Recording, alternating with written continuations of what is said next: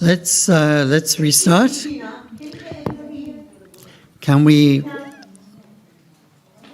Let's invite Rev Dr. David Hanna to give this presentation. Thank you. You need a break, isn't it, David? I'm sorry. I lost my... there it is. Wonderful. Welcome back, everybody. So a little change of kind of feeling now with the little third presentation. I've entitled this The UPF Touch, just to give you a feeling a little bit more about what is unique about the approach here for UPF and some of the things that we are doing in this country and around the world or in this region, just to kind of fill out that kind of understanding of what's actually happening. So, UPF Touch, and through this I hope you can catch, without too much detailed explanation, you're going to catch how the principles that we've been hearing or some of the things that we're covering are actually put into practice. They're no point just as a theory, right?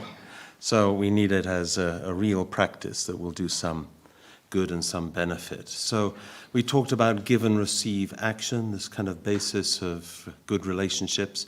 That is applied to dialogue and partnerships that UPF is doing. The idea of some sacrifice and service and living for others is applied to various projects for reconciliation or giving young people experience and preparing them for a future, hopefully public life, where they have some dimension to that and find meaning and purpose in their life. And we talked about the heart of a parent and bringing new levels of working unity. So that's why, although I appreciated the question about American president, right? UPF, you'll notice we don't fully want to take one side or the other in all these kind of questions. Why? Because somewhere if there are those two sons, Cain and Abel, the parent has to love both of those, right? And find a way to love both. And is hoping that the one that shows maybe some undesirable characteristics can change and can still modify that way. And so we take a parental approach in UPF. That means still everybody can be embraced. It's not endorsing something which is unacceptable or immoral or anything like that. Not at all. No, we have to make those things clear. But nevertheless, it's, as you'll see, maybe giving some platform to people who have very different views, actually. And loving one's enemy. That is loving sometimes even the unlovable, how to find ways to do that. So if you want to find out a little bit more about the kind of life lessons that our founder is passing on, this book is very good, and we can provide you with this book, As a Peace-Loving Global Citizen. I like it very much. It's very good to be read in a small circle or something. Individual chapters tell some story or some approach to a particular challenge or problem. And it's very practical. There's no kind of religious doctrine in there. It's actually, like I say, life lessons, really, things that he set out to do and did. So nothing is there that he didn't do. His life, of course, started with upbringing in what is now North Korea. At that time it wasn't divided. That was in 1920 he was born. And as a young boy, 15 years old, he had an encounter with Jesus when he was praying that was very profound and very life-changing, and maintained that kind of relationship through actual meetings and through a constant kind of presence of Jesus in his life. But he also researched other world scriptures and had meetings in spirit with other founders of religion. And occasionally he talks about this, but he doesn't make too much out of that, actually, as a draw to people, but rather it informs and educated his approach to life and to solving problems. So in his early life, he went through many or several harrowing prison experiences. This was a period of 2 years and 8 months that he suffered in a North Korean labor camp. People were sent there to die, and they were expected to die within about 6 months average. But he survived much longer through his self-discipline and through his devotion to God. He prayed that God would never, he would comfort God rather than asking God's help. So he felt, I have so much to do in my life, and God has given me this mission. I have to endure this, come through this, and be able to carry on and do that work. So I won't go into these details, but it was, like I say, he recounts in that book how occasionally fellow prisoners would die when they're eating food. And at that moment, other prisoners would run across the room to take food from that person's mouth. It's that serious. So he went through hard work. He said to himself, his way of getting through this was, he thought, I'm born to do this work.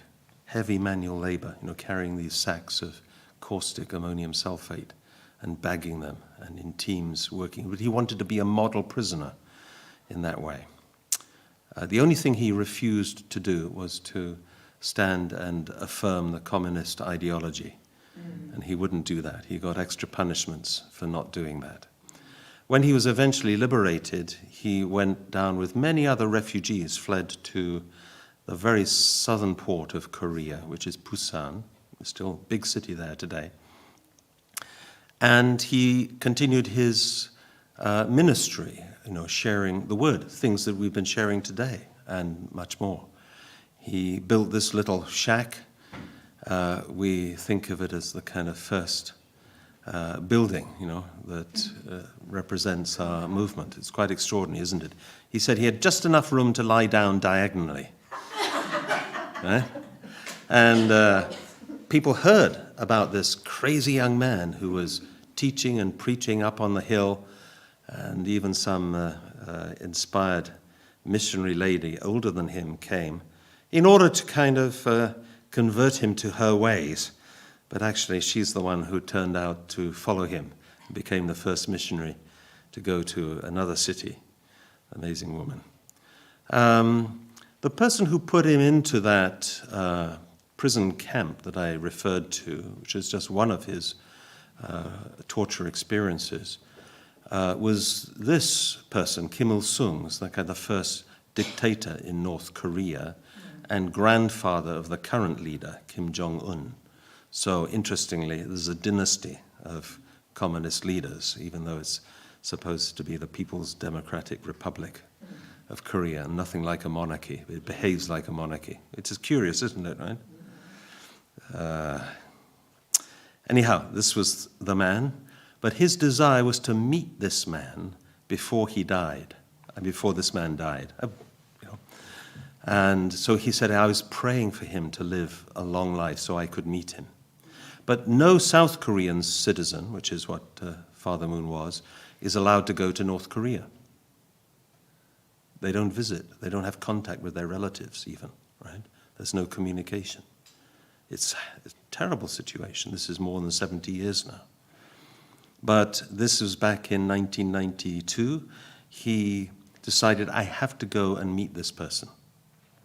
Father Moon had the reputation of being the #1 anti-communist, right? Because of that work that I told you about, producing a critique and counter-proposal to and teaching against the theory of communism, which is the most, effective way of countering. So Kim Il-sung knew very well who Reverend Moon is, absolutely, right? You could say #1 enemy. But he said, I have to meet this person. And he went against the, law of the South Korean government. He went to China, and his small party went to North Korea. And he was given the usual treatment of, dignitaries. They have to listen to the communist ideology from lectures. I can talk, can't I? Right? But it's not communist ideology you're getting, right? But he had to listen. And then he said, at this time, they're in the kind of presidential palace or meeting room, but Kim Il-sung is not there, just his aides, top brass. And he said, now, may I have permission to say something? And he stood up. There's even a film record of this. He gives a speech absolutely critiquing North Korean ideology, which is called Jute, and tearing holes in it and ending up by saying, if you don't include the idea of God in your ideology, it'll never be successful.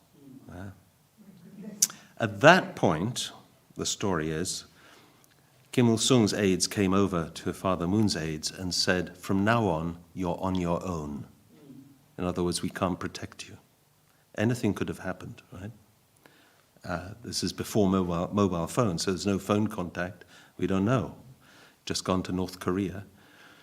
And an aide went away to talk to Kim Il-sung and say, what should we do? Kim Il-sung said, I want to meet this man. And actually, he'd been listening from upstairs through an intercom. He'd heard everything, right?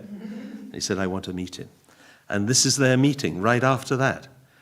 In fact, you see them coming down the corridor and embracing, and he gives him a big bear hug, which is something you never do to the leader of North Korea. It's absolutely unthinkable, right? And they had dinner together, and they talked about their boyhoods and the things they enjoyed and the food and everything. But Father Moon, like Jacob in that story, he had a strategy, and he came with many real proposals about, bringing greater unity between North and South Korea. He set up, gave plans which came about to set up a media center and a hotel in North Korea, in the capital, to set up a car-making plant, the first one in North Korea, which he did, and it was based also in China, and plans for tourist development and other things. I'm sure someday all that will be realized. But he had the strategy, right? Including in his mind. I'm not sure if he shared person to person, but he had the mind that, because what dictators are afraid of is if they get overthrown, they're going to die, right? So he said, I'll find a way for you to get a safe exile and to be able to live, This is the person who effectively sentenced him and punished him almost to death. Right? Anyhow, this introduces his philosophy, really, which I mentioned before. Sometimes he called Godism or parentism. It's a God-centered vision. So he's saying that true peace is achievable through understanding God's original design for humanity and understanding those fundamental principles that we touched on. We were created to live as one global family, and each person reflecting God's love and God's nature, and each with a unique contribution to make. Secondly, it's talking about true love and the need for a parental heart and parental approach, especially on the part of leaders and peacemakers. Selfless, sacrificial love for others. We have to transcend selfishness, which is at the root of conflict, and we looked at those things. So this is a little summary of some of the ideas that we've talked about. Unity of all people, that is a world without barriers of race, nationality, or religion. We have to seek reconciliation and unification centered on universal values and shared principles. And we have to establish a family with the family as the foundation for peace. And I talked about that at some length. So the building block of a peaceful world. He emphasized interfaith dialogue and cooperation, how religious unity is essential for world peace, and that spiritual leaders really play a significant role in guiding moral and ethical behavior. I'm going to give you 7. It's not an endless list, all right? 2 more to go, right? Promoting good governance and effective peace institutions. This was a concern of his. Advocating the creation of an interreligious council within the United Nations, like an upper house, to enhance its ability to mediate conflicts and promote peace. And finally, taking personal responsibility for peace, cultivating inner peace, moral integrity, and the practice of true, genuine love that we talked about. Individuals need then to overcome personal struggles and become true peacemakers. So this is Godism and parentism. When we put them all together, that is what we have. So these are the ideas: a God-centered vision, true love and a parental heart, unity of all people, the family as a foundation for peace, interfaith dialogue and cooperation, good governance and peace institutions, and taking personal responsibility for peace. It was 2005 that he began the Universal Peace Federation, this organization. But that was not the beginning of this type of work. He had many other predecessors or organizations which fed into this. So it wasn't an instant on the day to say, let's do this. And that's why it could grow very rapidly and bring together kind of previous projects and previous key players in this work. And these are the core aspects of UPF principles of peace, some of which I have already mentioned. The Peace Road is another, but I'm just going to say a little bit about each of these, starting with interfaith peace building.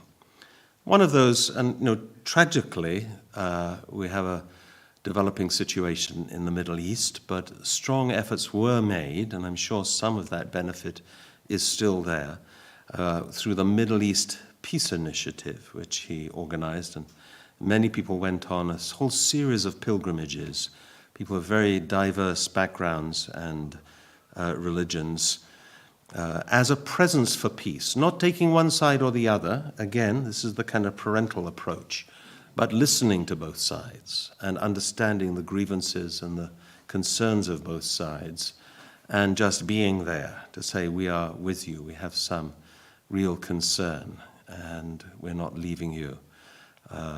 Even though at some of these times it was quite dangerous. In fact, the government was issuing warnings saying, do not travel to the Middle East or to Jerusalem.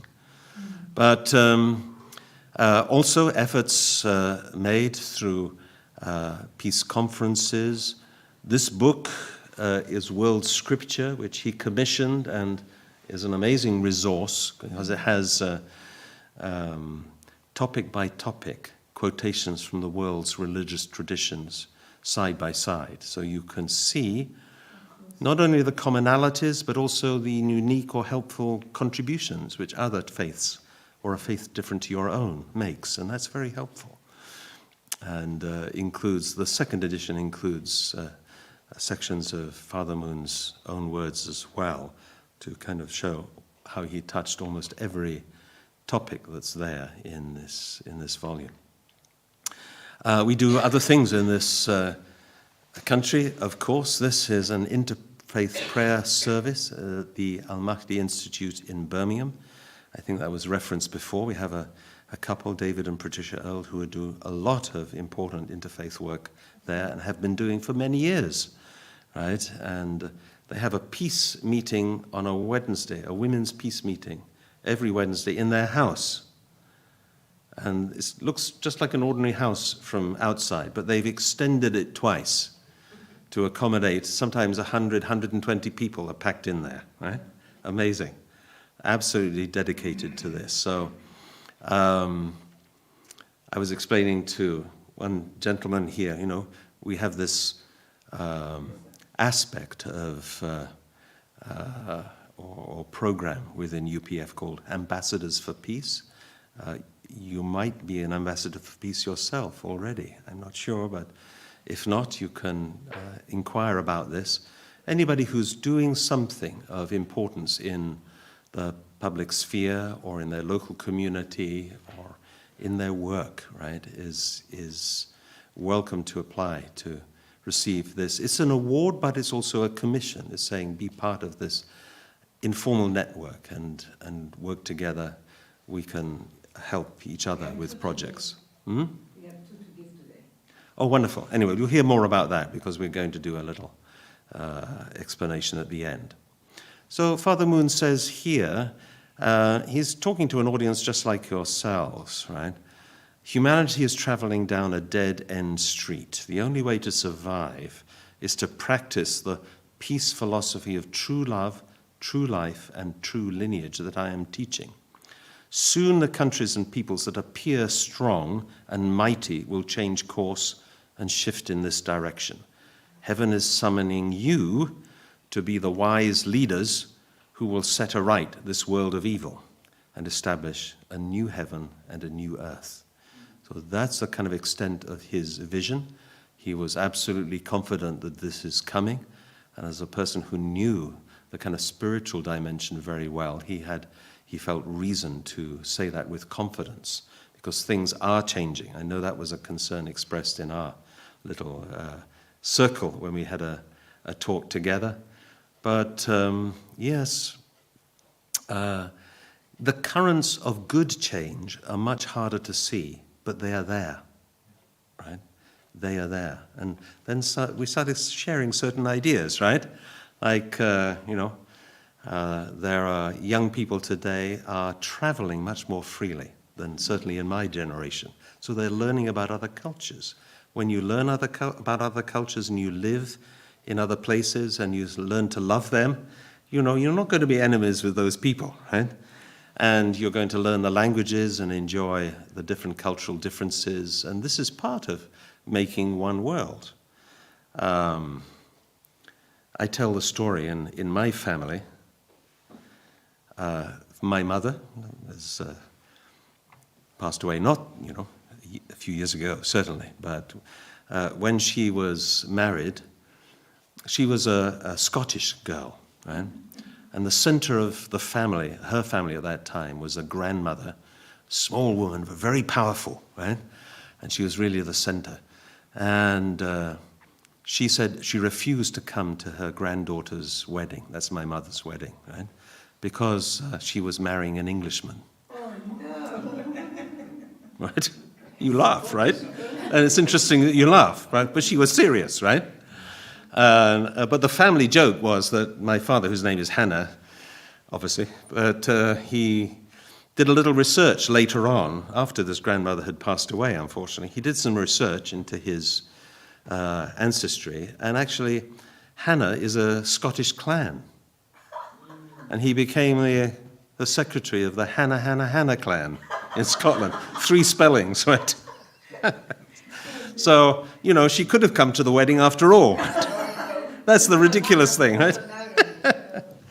But, it shows that, even in that short space of time, people have really changed their thinking, right? Not so long ago, it was almost frowned upon if you saw an interracial couple, right? They thought, what's that? Now, it's almost a fashion, right? So, not to say marriage is a fashion. I don't mean that. I don't to belittle it, but it's almost something which is celebrated, right? And rightly so, and thought of as very beautiful. In fact, you can't advertise something like a box of cornflakes unless you have a nice interracial family, right? Because otherwise people will jump to the conclusion that you're marketing like some kind of racially segregated breakfast cereal, right? So you need to do that, right? So it shows that we're almost too conscious of the problem. We have to get over that. We just have to live with each other, blind to these kind of differences. They don't bother us, right? So that's the kind of world which we're working to get to. But we're making progress, right? We're making progress. We see things which are really kind of respecting individuals' freedom, giving more equal rights to people. We're still not there yet. There's still gender differences and differences in pay grade and all this kind of thing. But we're starting to get legislation to change that and strong public opinion. And, things are working. There are many trends in different areas which are ultimately good. They're going in a good direction. Do you agree with me? Yeah. We want it to be more and we want it to be faster. But it's happening. And so there are good things as well as we know our whole media and news system is geared to bring us the disasters and the horrors, which are undeniable. But it's coming to us thick and fast today, maybe more so than in the past. So United Nations and NGO relations is an important area of UPF work. So we have an office there at the United Nations, and Robin Marsh explained our general consultative status and what that means. It's only a small number of groups around the world that have that. And this was the Interfaith Council that was proposed back in year 2000 by Father and Mother Moon. Also, the area of strengthening the family is witnessed here in efforts to make a partnership to promote a family day as an official United Nations office day, a day of the family.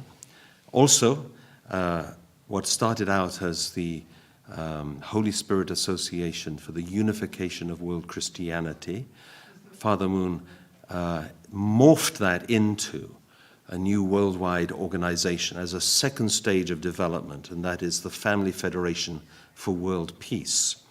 So it's not a rival to any other church or religious organization.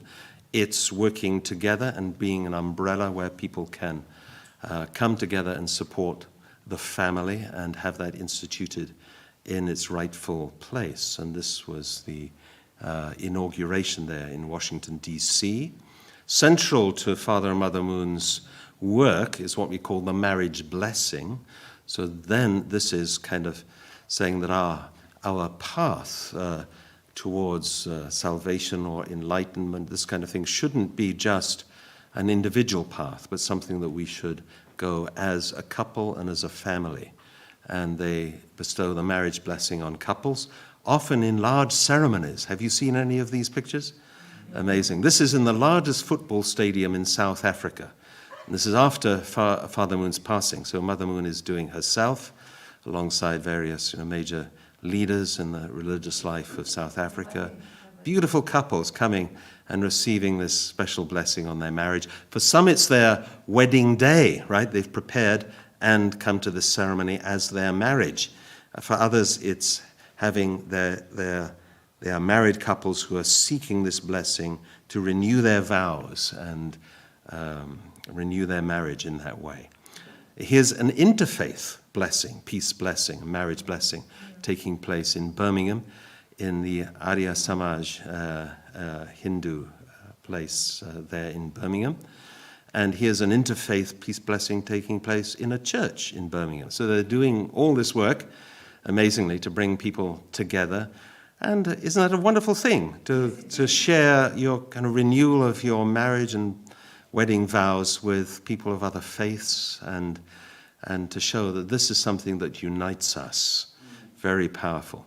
You too are invited to receive the marriage blessing, or if you have a group or a church association or a religious foundation or something, you're welcome to suggest and that they might invite some of our staff to come along and provide a marriage blessing. We've done it at some of these meetings, but not today. So when we have especially couples coming, we like to do that. So also, there's the area of peace and security that UPF is working with. There's a World Summit series, we call it. Peace Starts With Me. This is an international conference. You see certain dignitaries there. If you then look at their kind of political views, they're quite varied, shall we say, right? But they're all stimulated and united and supportive of UPF's principles and intentions, and happy to work with us. So it's very interesting. This is a result of this kind of parental approach, and it's subtle. It doesn't sound much when you say it, but it's just kind of having the heart to allow this to happen. Otherwise, the world continues to be, factionalized. And the opposite to good give and receive action and good unity through that partnership, that pair system that we talked about, the opposite to that is polarization. That means that relationship is not working well. And in fact, this is happening in politics everywhere, isn't it? To uphold your kind of views and gain support for your views, you put down the other, you exaggerate their faults, right? And that happens from both sides. So it's like making so you get an artificial spectrum there. People say, are you left-wing or right-wing? Extreme left-wing, extreme right-wing. Actually, our system should be different to that. This is my proposal, right? It should be based on goodness, right? Where are you in that kind of spectrum, right? Because there can be evil excesses on both ends of the spectrum. So it's not really helpful in the end. Do you agree with me? So, and just to say, well, let's be in the middle then, is also not always the right thing to do. So this is a different approach, and that's why my caution about kind of going for one side or the other. A very diverse group of world leaders in attendance here, and you see that if you recognize some of these faces.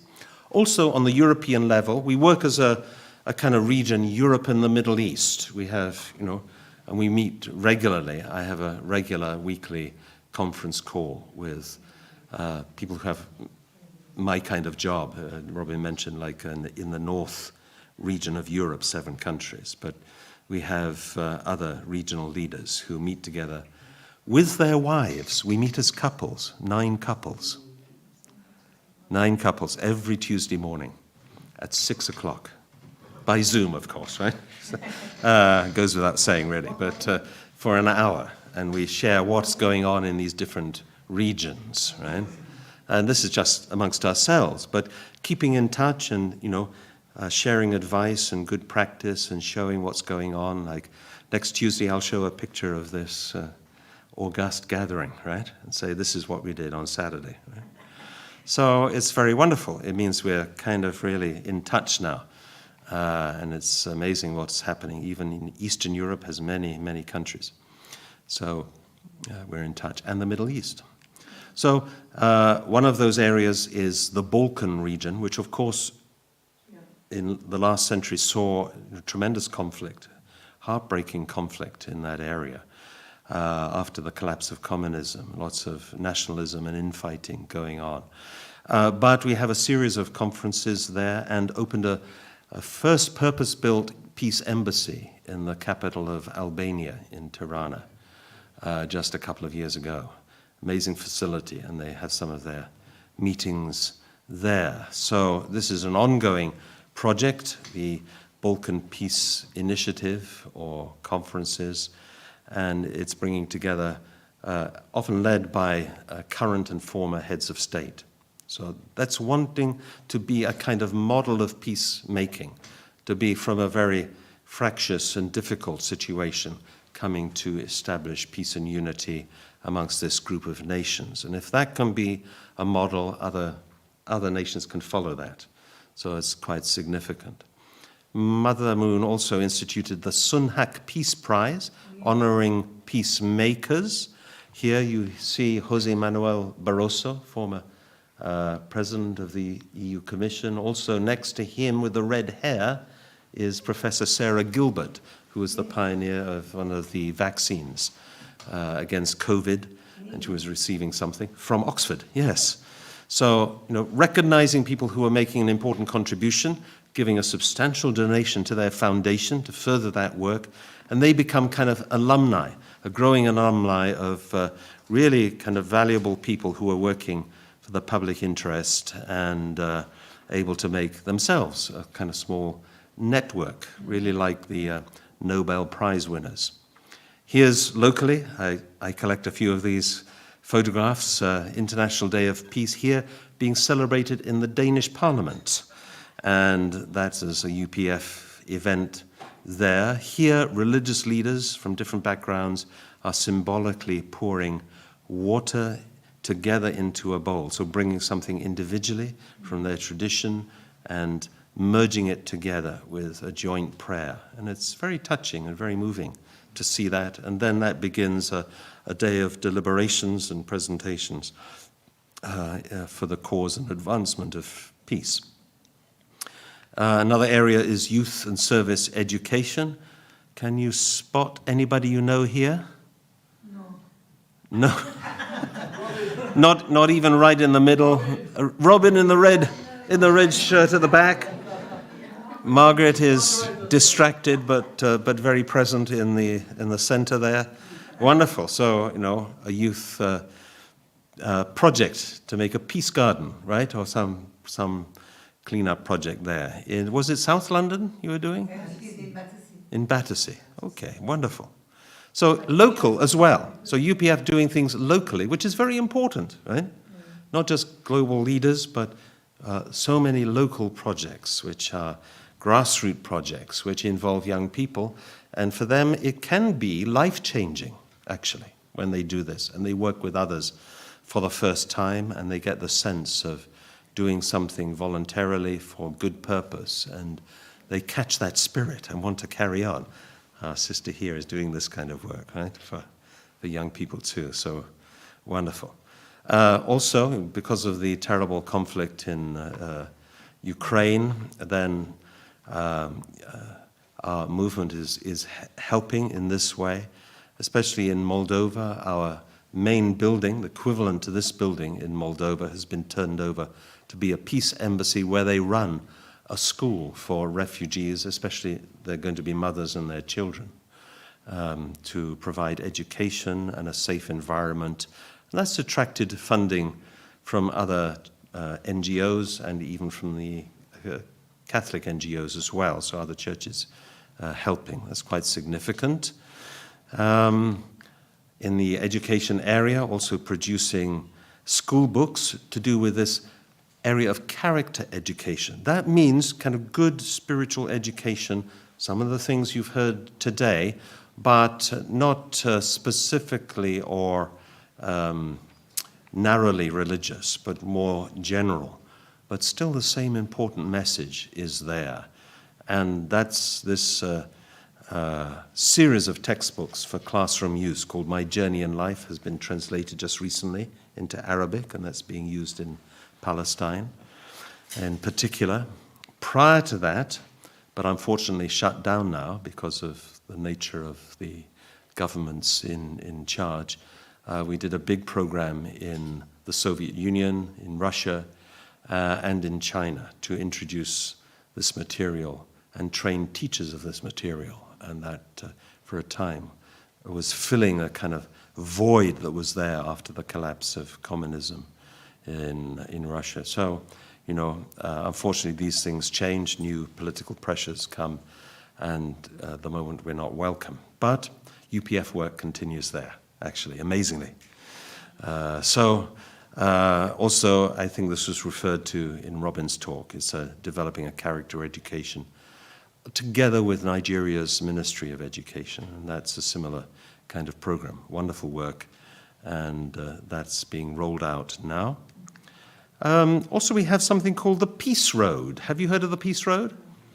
It's kind of growing out of that amazing visionary project of making an international highway for peace to connect nations, because when nations are connected, there's much less chance of conflict breaking out. And it's interesting that sometimes the biggest incentive to maintain peace is certain kind of quite material things in a way, right? Like trade is a big thing to prevent peace, because you don't want to end up losing trade because you're enemies with the people you need to trade with, right? So it can be, in its way, supporting the cause of peace. But the Peace Road refers to hundreds of projects, again, local efforts or national efforts in countries all around the world to bring this into people's consciousness, really, by doing something. It could be a marathon, it could be a long bike ride along a symbolic route that once was a line of division, like the Berlin Wall or something, and then making a statement at the same time. We did one going way back in history, to Hadrian's Wall, right? And saying, no more walls in Europe, thank you very much, right? And this was in 2021, walked the length of Hadrian's Wall. It's about 80 kilometers. And we met with the mayor of Carlisle at the beginning, and we met with the mayor of Newcastle at the other end. So very good to bring it, and people will support this because it's a strong presence, and the mayor of Newcastle just couldn't wonder why he had never heard of UPF before, right? But he was totally won over, right? So this is also important for our work to do that, I think. Here's one that I went to on the border between Sweden and Norway. Oh my goodness. Right? And that is the actual border. But of course, it's an open border now, but they had to suffer during COVID. It was closed and nobody could travel. So that was a nice, meaningful event. They have a peace pagoda there, which is interestingly donated by a Korean businessman, right, to symbolize peace between nations and seeking for some kind of models to go by. So we had a very lovely time, even as the sun went down. So I'm just picking out a few things here because, there are lots of projects here and it can suit any ages. As I said, things that can be really quite local, also national, and also had many events in Parliament. Robin, how many events in Parliament have you had? About 300. About 300. In 20 years. Over 20 years. Isn't that amazing? So, actually, the amazing thing, if you got the sponsorship of which means just the approval and the presence at the start at least of one MP or somebody in the House of Lords, you can do that, right? They will secure the room for you and support you and hopefully come along and say a few good words and see what good you're doing. So amazing, we can do that in this country and get that kind of support. Even we got the invitation to participate in Parliament Week, which is dedicated to, yeah. So ask, can you come and be part of this way of, teaching people about the work of Parliament and promoting it? If they'll be, content with bringing people, Yeah. young and old. Yeah, wonderful. So that's kind of appreciation, and we, are blessed with certain freedoms in this country, right? Which is wonderful. So we're upholding those and being thankful for those. So that's really my little introduction to the kind of how these principles we've talked about in the first two sessions, which can get a little bit heavy, but they have very practical application in the end, right? And it's the underlying and kind of guiding philosophy of the things which are being done by such dedicated people as Robin and Margaret here and others who are working in the UPF area and joining forces. So, UPF is a non-confessional organization, right? So it doesn't have a set of beliefs you have to sign up to, or doesn't promote its own beliefs in that kind of doctrinal way. If we did, we couldn't be part of the United Nations, right? Or working with them in our consultative status. So, therefore, this is the unique contribution that UPF makes. But you also got an introduction today that Father and Mother Moon have their own contribution to make in the area of profound religious thought and understanding, which is the basis for all their work, big range of work, which comes together in what we call the unification movement, right? And that involves people, we had times when we had underground representatives go into communist countries and build up the foundation there, really life-risking, work. And still for many of our members, their life is very difficult. Some are working in fundamentalist Islamic countries. And, they can't speak openly about certain things, but still they can find ways to contribute and connect people to this work. So it's serious work, but in the process you can really enjoy it, right? So thank you very much, everybody. I'm going to say that's my end. God bless you.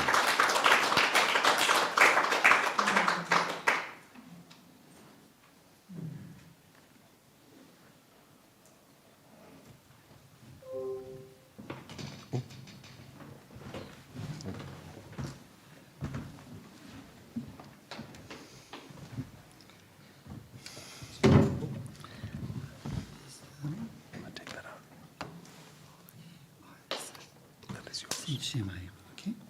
Thank you.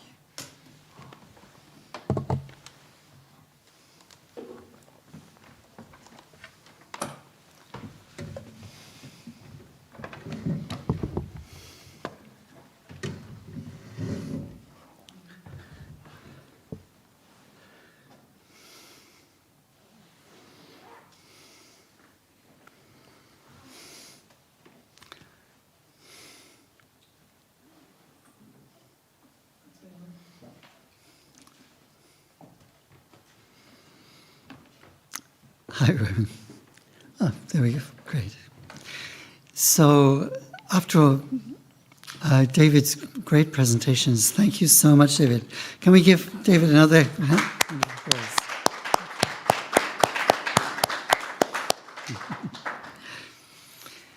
We've been holding these seminars for some time, but each one is a little bit different, and we've been trying something a little bit different. But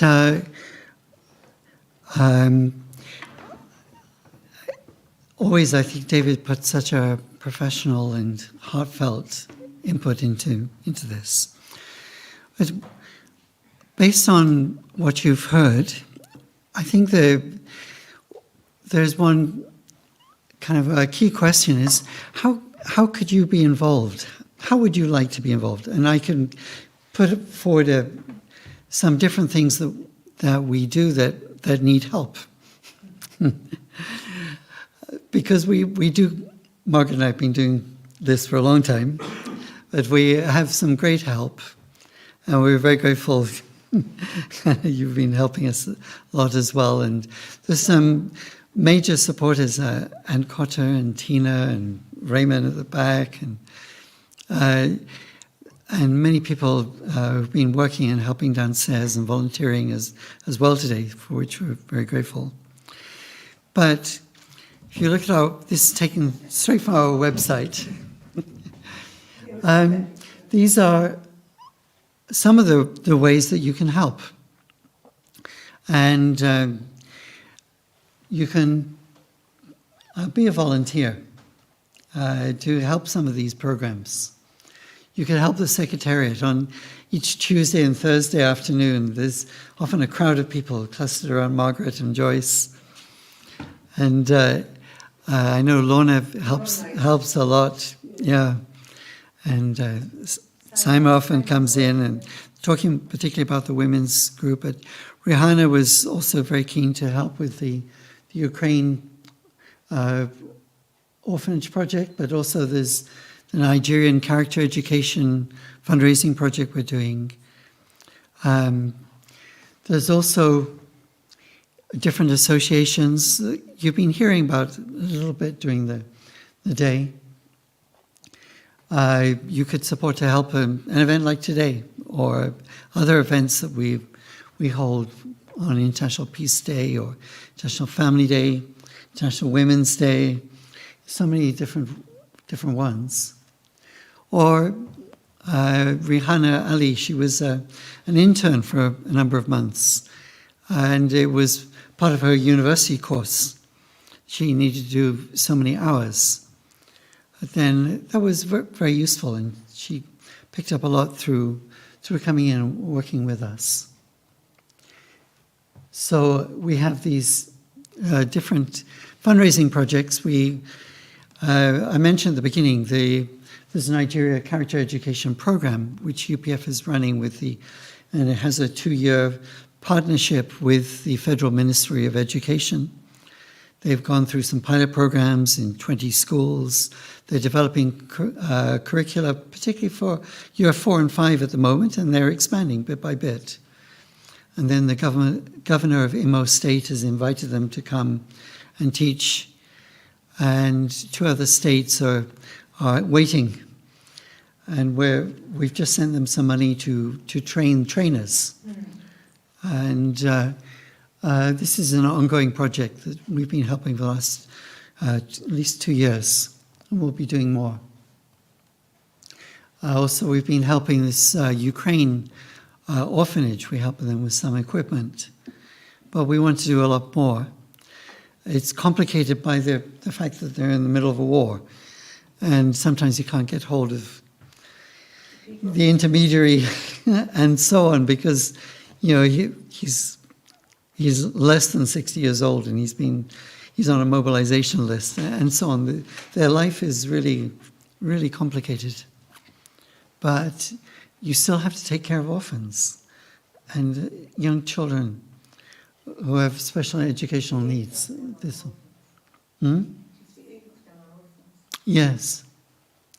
And this used to be a place for special educational needs. So these are these kinds of children. Okay. Do we move? So these are some of the events. I mean, David's been mentioning a number. The Young Achievers. Also, David showed the picture of the Battersea project. So we need help also with Young Achievers. They're doing a podcast and so on. But this is an ongoing activity that can give young people empowerment. They can give them opportunities, and also to be recognized for their great work.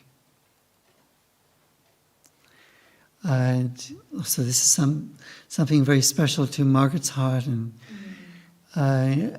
particularly in Duchess was here earlier, and all those women. Yes, all the women here. They're like a core group who have been organizing it, and Nafisa's been helping. Right. So some ways you could help is by becoming a monthly donor. And funds help us to do more. So this is one thing that a number of people already do. But it's a great help to have something coming in each month, to know that we can have people come in and we can pay them to do some work or some projects. We're very grateful for that. Other things you can do is help with social media. We have over 130,000 followers on Facebook, a number of thousand on X or Twitter, etc. But we're always doing things on social media. And we have a social media officer, but it's great to have other people also involved, because they can share and they can like, etc., multiply. So we have these different associations. So Ban Ki-moon talked about UPF's model of peace. I think in the video you saw first thing this morning. Yeah.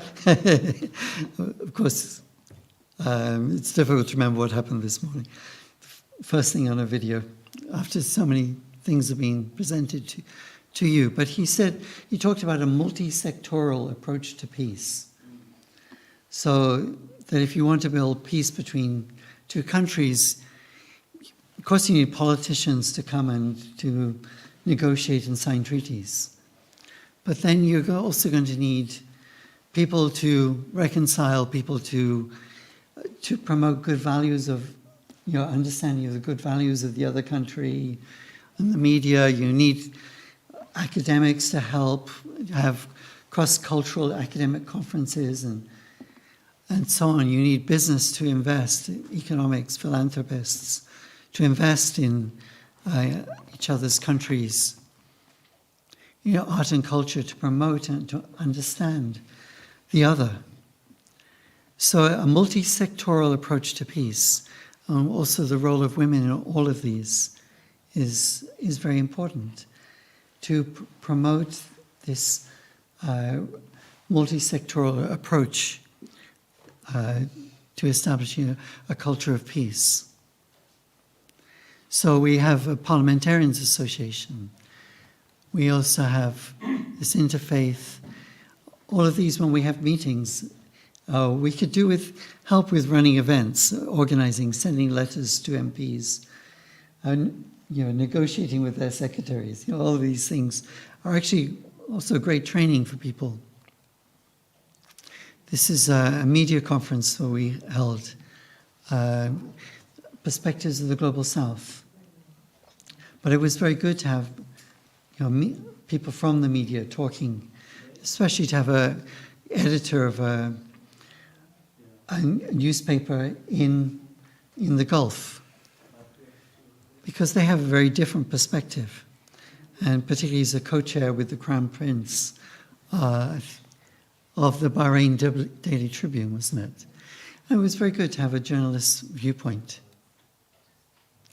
One also from an academic viewpoint, we had a number of scholars on the search of peace in the Korean Peninsula. Here, each of these, we now have a chair for next year, but I think they're very much encouraged if we have other people to speak with them, to help them, to talk with them on a committee. And arts and culture, on January 25th, we will have a conference here on poetry, on music and art from different cultures. It's been organized by this lady next to me, Sangeeta Shrestra, who's an author, a Nepali author. Her husband and daughter are artists. They did an exhibition in April here. So each of these needs help. And if you enjoy working in these areas, we very much encourage you to let us know, and we can work together. Thank you very much. Thank you. Thank you. So now we're going to make presentations on Ambassador for Peace Awards. Margaret, would you like to come up? Yes. And I'm not going to tell you. Hello. You heard so much about Universal Peace Federation Ambassador for Peace Awards, and we will be able to actually offer the awards today to two Hannas, not David Hanna and not Kunja Hanna, but Hanna Chinidu and Hanna Kopolue. Is that right? Kopolue. Now, who wants to go first? By the way, which one shall we do first? You want to speak? Okay, all right. So then a few people would like to speak. Do you want to say some impression after today? After the awards? You know, like what you felt. Not now. Thank you. Okay. I loved Hanna Chinidu. She just immediately came to help us in the office for many things. And every time I say something about Hanna, I say, this Ambassador for Peace is so great, etc. And yet I'm not given the Ambassador for Peace award. We have not given the award yet. And I thought of her as Ambassador for Peace, and she never said, I don't have the award. Finally, Lorna told me. So it's late for you, but it's really given with beautiful heart. Can you come up and receive your award? Maybe when we do it together, and she can also come afterwards. Okay. Do you want to read what it is? I will read this, by the way. Sorry. Hanna is founder and CEO of Now Foundation. Now Foundation is dedicated to empowering needy orphans and widows through sustainable initiatives in water solutions, agriculture, transformative educational programs, and skill development. She does much more than this. I have seen it with my eyes. She goes and organizes things, and so you really are very, very worthy of this. Thank you so much for that. Okay. Can you come? The daughter is here for the first time. Her daughter is here for the first time. You can come. Say, just come. That doesn't have to be twice. Just a boy.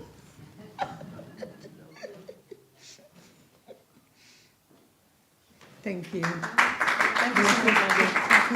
Well, thank you so much. First, I would just like to say thank you to God because He's the doer of all this. I'm not someone that is very pushy. I like to, because even though she calls me ambassador, anytime we're together, she calls me. I've been to several events, but I just told her that just leave it. I like things to grow naturally. When it's time, I'll get it. Don't worry. It's not. I'm here. I'm passionate about UPF. I'm always here when they need me, and I'm willing to do more. You know, I just want to say thank you so much to UPF, to Margaret, to Robin for counting me worthy to receive such wonderful award. I'm truly humbled and honored. She's a lovely person. Thank you. Thank you. And the second, where's my phone? The second is in my phone. I just put it. Yeah, I just put it there. I brought the paper and the phone. Do you see my phone anywhere? Your phone is over here. Sorry. Okay, the second awardee is also Hanna, and she's also a very nice person. She's more new to me, and every time I meet her, she's even a better person. You know, I get a lot of vibes from her, and which she's. I will not stop this. Oh my God, it's too small. Hanna Kopu-Louis, is that right? Is multi-award winning founder and a relentless force driving women's empowerment and the mastermind behind All Women's Network. With a remarkable background as a business coach, mentor, and community leader spanning 5 years, Hanna passionately championing uplifting women, breaking economic barriers, and conquering self-confidence challenges. Her humanitarian, charitable, and community activities are centered around empowering women facing social and economic barriers over the past 5 years. I have dedicated myself to this mission, leading various initiatives to support and uplift women in my community. Come on. Come on.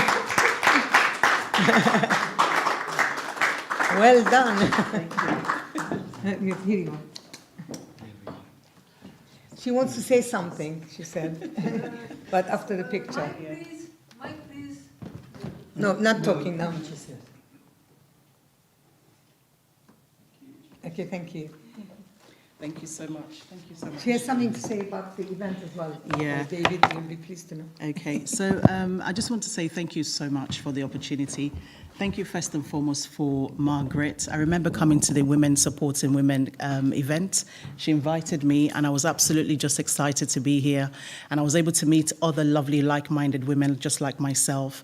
And since then, I've been able to attend many of the variety of events. And so particularly today, I just want to say thank you so much and also to just commend Dr. David Hanna for this amazing opportunity to be able to listen to you. Very well presented. Thank you so much for touching my heart today. It's been a pleasure to be here. And then just lastly, I just want to quickly just extend my gratitude towards Universal Peace Federation.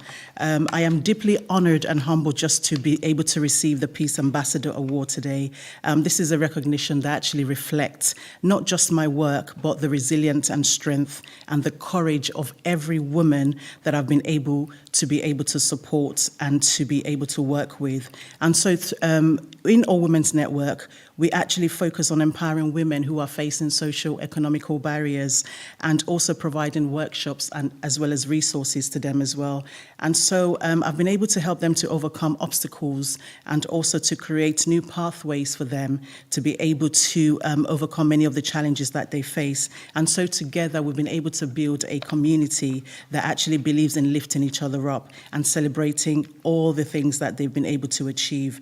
And so today I want to say thank you so much because this award means a lot to us as an organization, and it's an opportunity to be able to continue to be one of the greatest ambassadors for the Universal Peace Federation. Thank you so much. Yes, I'm taking your word for it.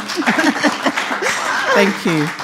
You know, we're trying to give our ambassadors for peace something that they want to do.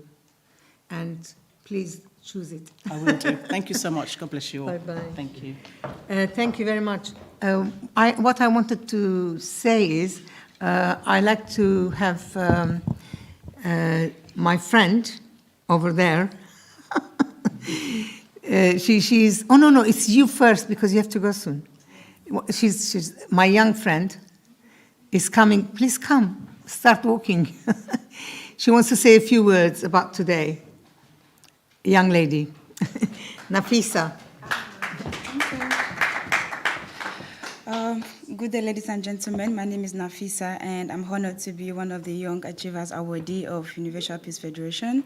And I am very proud of our speaker, Dr. David, Dr. David Hanna, yeah. Same. Okay, the interfaith and diversity is so encouraged because I am really interfaith, and many people always believe that you need to belong to a particular religion or to a particular faith before you can, promote peace. But then Universal Peace Federation promotes interfaith and diversity, which is very encouraged. And yes, I'm very grateful for that. Thank you, Universal Peace Federation. And to Margaret, thank you. Thank you for nice words. So I would like to invite Fumi, Councillor Fumi Ademiluya.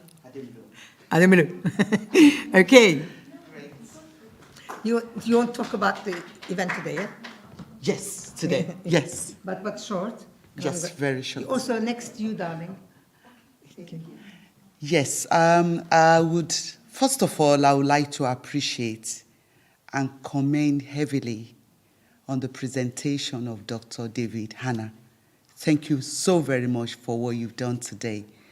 And I've been able to learn so much from you. And as I said earlier while I was chatting with you there, I'm a founder of a charity based in Deptford. And the ethos of our charity is to support young people and transforming them from the life of negativity to positivity. And the key responsibility of our work is what you've been able to lecture today. And I say thank you very much. Myself, I'm an ambassador for UPF. And I want to say congratulations to the newest ambassador of today. And I look forward to working with you. Thank you very much for all you do, Margaret. And Robin, thank you all for all you do. And I want to say thank you to everybody. Thank you very much. You're very welcome. Is there anybody that wants to say something that I haven't asked? Do you want to say something? Yes, I want to say. Short. Then you get another woman. We put one man in the middle. I am very pleased that I was here today. I want to emphasize that peace in many parts of the world has been violated, but most in the Middle East. And therefore, I suggest that you do whatever you can to prepare some projects, maybe conferences or seminars, to make sure that the idea of peace goes into the minds and hearts of the rulers of those parts of the world, and actually as well as in the heart of the ordinary people. Because as we see, a lot of ordinary people have been brainwashed by either religion or sects or other groups in order to violate peace, human rights activities, and therefore I expect that you take some measure, I don't know what, but this is what I suggest, and I hope that you prepare a new policy, a new vision for the Middle East so that we can decrease the level of violence in that part of the world. Thank you very much. Thank you. Now, I met this lady, wait a minute, I'm going to say alone. Nelly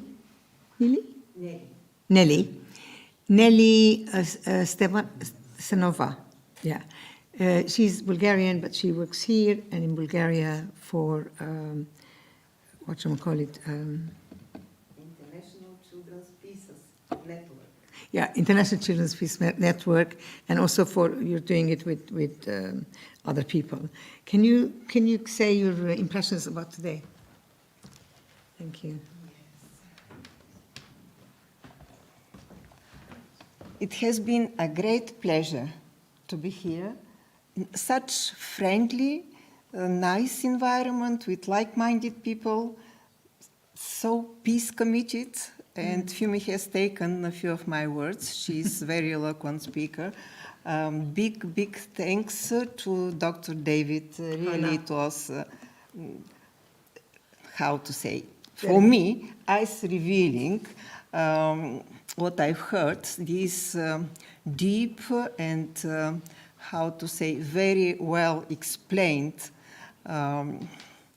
situations from the earliest Bible scriptures till today, how things are changing, and everything is kind of, how to say, orientated regarding peace. Peace is also my religion. Me too. Half of my life I've been committed to peace with International Children's Peace Assemblies in Bulgaria. And I can say that these assemblies in Bulgaria have been recognized by United Nations as messenger of peace. And now next year we'll have 2 assemblies, International Children's Peace Assemblies in London in April and in August in Bulgaria. So I'll be happy to invite everybody to attend, but also I'll be happy to volunteer and help Universal Peace Federation. Come here. It will be my great pleasure. We're talking on the phone. We don't know each other.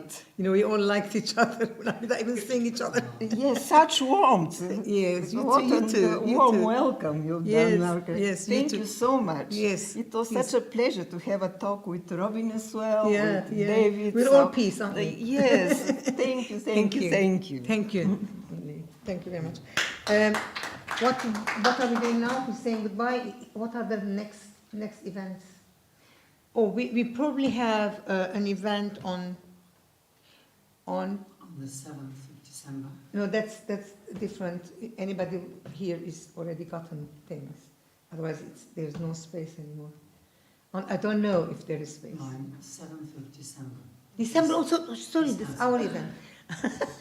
On the 7th of December, we have, it's Saturday again, we have Peace Council.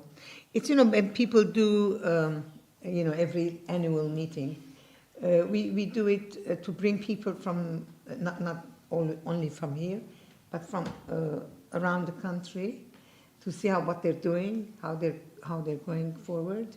And you also meet the very special Patricia and David in Birmingham, and they have a lot of good things that they've done, as David explained. So it's also good to get to know each other more. So therefore, if you are able to come, Robin, can we send just put in your diary? Because we do always the same thing, but if different people come. So let's send you a message for 7th of December in the afternoon. In the afternoon, it's 2 o'clock something here. It's here. Yeah, it's here. During the afternoon. 1:30 you come, and then 2 o'clock you will be here in this room. And I'm so it's so pleasant to see your daughter. You must come again when especially with young people. That would be great. And thank you very much for everybody who was here today. And it was a bit hot job to me for today. Somebody's calling, somebody's doing something. So I'm sorry, I apologize. It's not my best service to you. Great service. I apologize. And thank you, Tina. I've never publicly thanked Tina because always we're in a hurry. Tina is one of our trustees, for UPF. And she, every time I ask, for example, I didn't know what to cook, for example, sometimes she cooks for us. but I didn't know what to do, and it should be simple. So Tina goes to Costco, buys everything, puts in the car, brings it here. It's amazing. It's amazing, and she's done it many times. Big thank you. Also, thank you for two Anns. Anne's today was listening, but she always comes to help.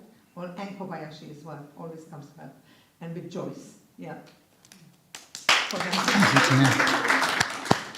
Okay. So thank you very much, everyone. You're the stars. You here at the end.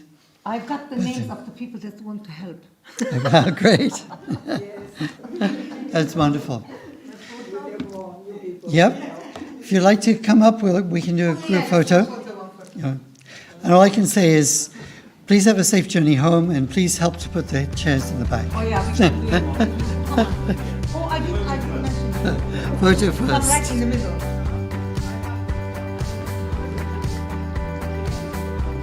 No, you have somebody to take pictures. You just have to come. You have to come.